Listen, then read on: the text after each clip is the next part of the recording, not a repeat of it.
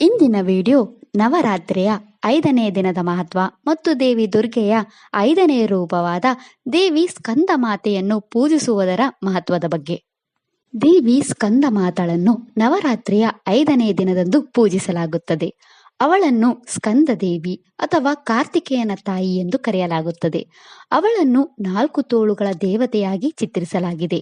ತನ್ನ ಮಗ ಸ್ಕಂದನನ್ನು ತನ್ನ ತೊಡೆಯ ಮೇಲೆ ಕೂರಿಸಿಕೊಂಡು ಇತರ ಕೈಗಳಲ್ಲಿ ಕಮಲಗಳನ್ನು ಹಿಡಿದು ಹೆಚ್ಚಾಗಿ ಸಿಂಹದ ಮೇಲೆ ಸವಾರಿ ಮಾಡುತ್ತಿರುವ ಅಥವಾ ಕಮಲದ ಮೇಲೆ ಕುಳಿತಿರುವ ದೇವತೆಯಾಗಿ ಕಾಣಲಾಗುತ್ತದೆ. ಅವಳ ಒಂದು ಕೈ ಭಯವನ್ನು ಹೋಗಲಾಡಿಸುವ ಅಭಯ ಮುದ್ರೆಯನ್ನು ಪ್ರದರ್ಶಿಸುತ್ತದೆ. ಭಕ್ತರು ಜ್ಞಾನ, ಬುದ್ಧಿವಂತಿಕೆ, ಶಾಂತಿ ಮತ್ತು ಅಡೆತಡೆಗಳ ನಿವಾರಣೆಗಾಗಿ ದೇವಿ ಸ್ಕಂದ ಮಾತಳನ್ನು ಪೂಜಿಸುತ್ತಾರೆ. ದೇವಿ ಸ್ಕಂದ ಮಾತಳ ಮೈಬಣ್ಣವು ಶುಭ್ರ ಬಣ್ಣವಾಗಿದ್ದು ಇದು ಅವಳ ಬಿಳಿ ಬಣ್ಣವನ್ನು ವಿವರಿಸುತ್ತದೆ. ಪಾರ್ವತಿಯ ಈ ರೂಪವನ್ನು ಪೂಜಿಸುವ ಭಕ್ತರು ಭಗವಾನ್ ಕಾರ್ತಿಕೇಯನನ್ನು ಪೂಜಿಸುವ ಪ್ರಯೋಜನವನ್ನು ಸಹ ಪಡೆಯುತ್ತಾರೆ. ಶಿವಪುರಾಣದ ಪ್ರಕಾರ ಪಾರ್ವತಿ ದೇವಿಯೊಂದಿಗೆ ವಿವಾಹವಾದ ನಂತರ ಶಿವನು ತನ್ನ ಕೈಲಾಸ ವಾಸಸ್ಥಾನಕ್ಕೆ ನಿವೃತ್ತನಾದನು ಮತ್ತು 1000 ವರ್ಷಗಳ ಕಾಲ ಅವಳೊಂದಿಗೆ ದೀರ್ಘಕಾಲ ಪ್ರಾಣಾಯ ಸಂಬಂಧ ಬೆಳೆಸಿದನು. ಈ ಅವಧಿಯಲ್ಲಿ ತಾರಕಾಸುರನನ್ನು ವಧಿಸುವ ಕೆಲಸವನ್ನು ಪೂರೈಸಬಲ್ಲ ಯಾವುದೇ ಶಿವನ ಮಗ ಇನ್ನೂ ಜನಿಸಲಿಲ್ಲ ಎಂದು ದೇವತೆಗಳು ಚಿಂತಿತರಾಗಿದ್ದರು. ವಿಷ್ಣು ಮತ್ತು ಬ್ರಹ್ಮನ ನೇತೃತ್ವದಲ್ಲಿ ಶಿವನನ್ನು ಅಡ್ಡಿಪಡಿಸಲು ಇಷ್ಟವಿಲ್ಲದಿದ್ದರೂ ಅವರು ಶಿವನ ಸಹಾಯವನ್ನು ಪಡೆಯಲು ಅವರ ವಾಸಸ್ಥಾನಕ್ಕೆ ಪ್ರಯಾಣ ಬೆಳೆಸಿದರು. ಅವರ ಮನವಿಗೆ ಒಗ್ಗೊಟ್ಟ ಶಿವನು ತನ್ನ ವೀರ್ಯವನ್ನು ನೆಲಕ್ಕೆ ಬಿಡುವಂತೆ ಮಾಡಿದನು. ದೇವತೆಗಳ ಒತ್ತಾಯದಿಂದ ಅದು ನಷ್ಟವಾಗದಂತೆ ತಡೆಯಲು ಅಗ್ನಿದೇವನು ಪಾರಿವಾಳದ ರೂಪವನ್ನು ಧರಿಸಿ ಅದನ್ನು ನುಂಗಿದನು. ಆದರೆ ಅಗ್ನಿದೇವನಿಗೆ ಉರಿಯುವ ಸಂವೇದನ ಉಂಟಾಯಿತು. ಈ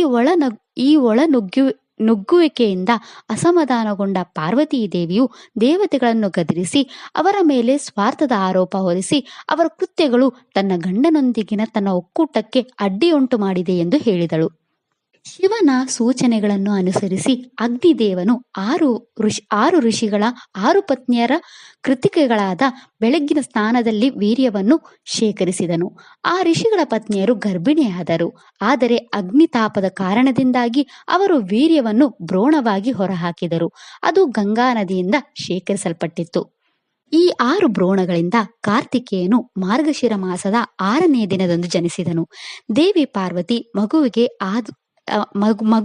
ಎದೆ ಹಾಲು ಉಣಿಸುವ ಮೂಲಕ ಪೋಷಿಸಿದಳು ಮತ್ತು ಎಲ್ಲಾ ದೇವತೆಗಳು ಕಾರ್ತಿಕೇಯನ ಜನನವನ್ನು ಆಚರಿಸಿದರು. ದೇವಿ ಪಾರ್ವತಿಯ ಈ ಪೋಷಣೆ ಮತ್ತು ಮಾತೃತ್ವದ ಅಂಶವನ್ನು ಸ್ಕಂದ ಮಾತಾ ಎಂದು ಕರೆಯಲಾಯಿತು. ಈ ರೀತಿಯಾಗಿ ಕಾರ್ತಿಕೇಯನು ತಾರಕಾಸುರನನ್ನು ವಧಿಸುವ ತನ್ನ ಉದ್ದೇಶವನ್ನು ಪೂರೈಸಿದನು ಮತ್ತು ಬ್ರಹ್ಮಾಂಡದಲ್ಲಿ ಕ್ರಮವನ್ನು ಪುನಃ ಸ್ಥಾಪಿಸಿದನು. ಸ್ಕಂದನ ತಾಯಿಯಾದ ದೇವಿ ಸ್ಕಂದ ಮಾತೆ ಯುದ್ಧದ ಅಧಿಪತಿಯಾದ ಭಗವಾನ್ ಕಾರ್ತಿಕೇಯನ ಪೋಷಿಸುವ ತಾಯಿಯ ಪಾತ್ರವನ್ನು ಎತ್ತಿ ತೋರಿಸುತ್ತಾಳೆ. ನಮ್ಮ ಜೀವನದಲ್ಲಿ ಸವಾಲುಗಳನ್ನು ಜಯಿಸಲು ನಮಗೆ ಸಹಾಯ ಮಾಡುವ ದೈವಿಕ ಜ್ಞಾನ ಮತ್ತು ಬುದ್ಧಿವಂತಿಕೆಯನ್ನು ಅವಳು ಸಾಕಾರಗೊಳಿಸುತ್ತಾಳೆ. ದೇವಿ ಸ್ಕಂದ ಮಾತೆಯನ್ನು ಶುದ್ಧ ಬಿಳಿ ಮೈಬಣ್ಣ ಹೊಂದಿರುವವಳು ಎಂದು ವಿವರಿಸಲಾಗಿದೆ ಮತ್ತು ಪದ್ಮಾಸನ ಸ್ಥಾನದಲ್ಲಿ ಹೆಚ್ಚಾಗಿ ಕಮಲದ ಮೇಲೆ ಕುಳಿತಿದ್ದಾಳೆ. ಅವಳು 4 ತೋಳುಗಳನ್ನು ಹೊಂದಿದ್ದಾಳೆ. ಪ್ರತಿಯೊಂದು ಕಮಲ ಮತ್ತು ಅವಳ ಶಿಶು ಮಗು ಸ್ಕಂದನನ್ನು ತನ್ನ ಮಡಿಲಲ್ಲಿ ಹಿಡಿದಿದ್ದಾಳೆ. ಅವಳು ಕುಳಿತಿರುವ ಕಮಲವು ಅವಳ ಶುದ್ಧತೆ ಮತ್ತು ಆಧ್ಯಾತ್ಮಿಕ ಜ್ಞಾನೋದಯವನ್ನು ಸಂಕೇತಿಸುತ್ತದೆ. ಅವಳ ವಾಹನ ಸಿಂಹ ಧರ್ಮ, ಅವಳ ಶಕ್ತಿ ಮತ್ತು ಅವಳ ರಕ್ಷಣಾತ್ಮಕ ಶಕ್ತಿಯನ್ನು ಪ್ರತಿನಿಧಿಸುತ್ತದೆ. ಅವಳ ಮಡಿಲಲ್ಲಿರುವ ಅವಳ ಮಗು ಸ್ಕಂದ ನಮ್ಮ ಭಕ್ತಿಯಿಂದ ಬರುವ ದೈವಿಕ ಜ್ಞಾನ ಮತ್ತು ಶಕ್ತಿಯನ್ನು ಸೂಚಿಸುತ್ತದೆ. ಭಕ್ತರು ಜ್ಞಾನ ಮತ್ತು ಆಧ್ಯಾತ್ಮಿಕ ಜ್ಞಾನೋದಯಕ್ಕಾಗಿ ಆಕೆಯ ಆಶೀರ್ವಾದವನ್ನು ಬಯಸುತ್ತಾರೆ. ದೇವಿ ಸ್ಕಂದ ಮಾತಾ ಆರಾಧನೆಯು ನಮ್ಮ ಜೀವನದಲ್ಲಿ ಶಾಂತಿ, ಸಮೃದ್ಧಿ ಮತ್ತು ಮಾನಸಿಕ ಮತ್ತು ಆಧ್ಯಾತ್ಮಿಕ ಅಡೆತಡೆಗಳನ್ನು ತೆಗೆದುಹಾಕುತ್ತದೆ ಎಂದು ನಂಬಲಾಗಿದೆ. ಅವಳು ದೈವಿಕ ತಾಯಿಯ ಪೋಷಣೆ ಮತ್ತು ರಕ್ಷಣಾತ್ಮಕ ಅಂಶವನ್ನು ಪ್ರತಿನಿಧಿಸುತ್ತಾಳೆ. ತನ್ನ ಪ್ರೀತಿಯ ಮೂಲಕ ತನ್ನ ಭಕ್ತರನ್ನು ಸಂಪರ್ಕಿಸುತ್ತಾಳೆ.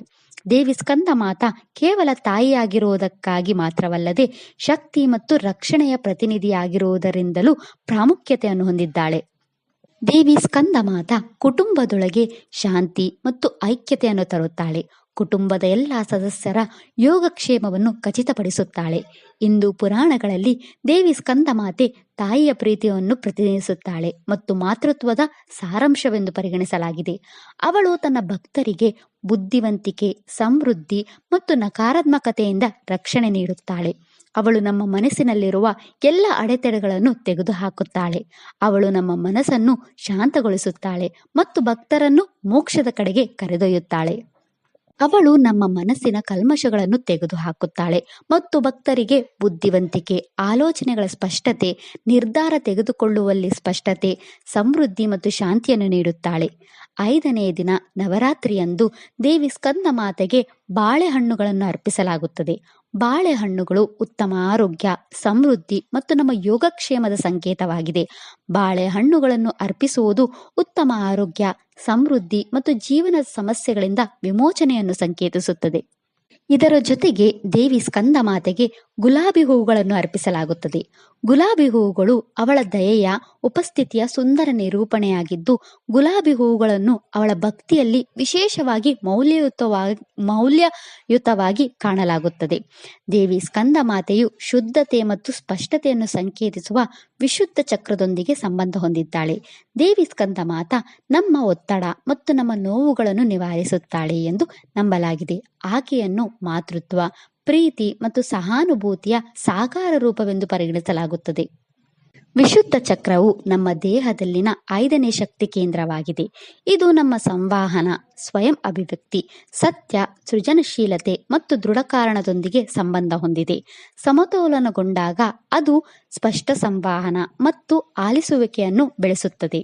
ಆದರೆ ವಿಶುದ್ಧ ಚಕ್ರದ ಅಸಮತೋಲನವು ತನ್ನನ್ನು ತಾನು ವ್ಯಕ್ತಪಡಿಸುವಲ್ಲಿ ತೊಂದರೆ, ತೀರ್ಪಿನ ಭಯ ಮತ್ತು ದೈಹಿಕ ಸಮಸ್ಯೆಗಳಂತಹ ಸಮಸ್ಯೆಗಳಿಗೆ ಕಾರಣವಾಗಬಹುದು. ದೇವಿ ಸ್ಕಂದ ಮಾತಾ ಬುಧ ಗ್ರಹವನ್ನು ಆಳುತ್ತಾಳೆ. ಬುಧ ಗ್ರಹವು ನಮ್ಮ ಬುದ್ಧಿಶಕ್ತಿ, ಸಂವಹನಶೀಲನೆ, ವ್ಯವಹಾರ, ಶಿಕ್ಷಣ ಮತ್ತು ವಿಶ್ಲೇಷಣಾತ್ಮಕ ಕೌಶಲ್ಯಗಳನ್ನು ನಿಯಂತ್ರಿಸುತ್ತದೆ.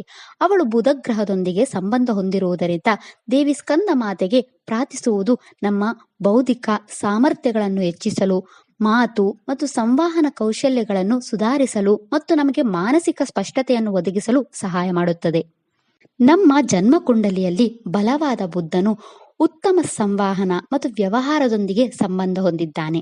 ಆದರೆ ದುರ್ಬಲ ಅಥವಾ ತಪ್ಪಾದ ಬುಧ ಗ್ರಹವು ಗೊಂದಲ, ತಪ್ಪು ತಿಳುವಳಿಕೆಗಳು ಅಥವಾ ಆರ್ಥಿಕ ಸಮಸ್ಯೆಗಳಂತಹ ಸವಾಲುಗಳಿಗೆ ಕಾರಣವಾಗಬಹುದು. ದೇವಿ ಸ್ಕಂದ ಮಾತೆಯನ್ನು ಪೂಜಿಸುವುದರಿಂದ ನಮ್ಮ ಜಾತಕದಲ್ಲಿನ ಎಲ್ಲ ಬುಧಗ್ರಹ ದೋಷಗಳು ದೂರವಾಗುತ್ತವೆ. ದೇವಿ ಸ್ಕಂದ ಮಾತೆಯ ಆರಾಧನೆಯ ಸಮಯದಲ್ಲಿ 2 ಪ್ರಮುಖ ಮಂತ್ರಗಳನ್ನು ಪಠಿಸಬೇಕು. ಆ ಮೊದಲ ಮಂತ್ರವು ಹೀಗಿದೆ: ಓಂ ದೇವಿ ಸ್ಕಂದ ಮಾತಾಯೇ ನಮಃ. 2ನೆಯ ಮಂತ್ರವೆಂದರೆ ದೇವಿ ಸ್ಕಂದ ಮಾತೆಯ ಧ್ಯಾನ ಮಂತ್ರ. ಆ ಮಂತ್ರವು ಹೀಗಿದೆ: ಸಿಂಹಾಸನಗತಾ ನಿತ್ಯಂ